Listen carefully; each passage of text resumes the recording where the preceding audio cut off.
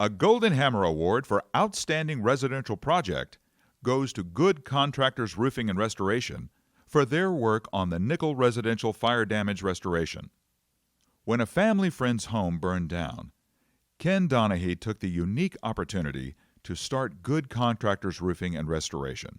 Starting a new company while simultaneously taking on a large loss was daunting, especially with the abrupt exit of the original project manager.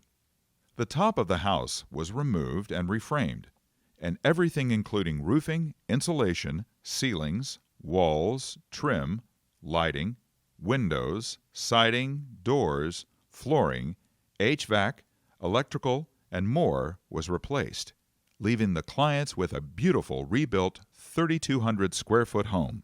Special thanks to Caleb Donahue, all the restoration subcontractors who helped with the restoration aspect, Sarah Torres and Sergio Canizales at Lowe's White Settlement, Cindy Platt with Dow Tile, ABC Supply, and Owens Corning.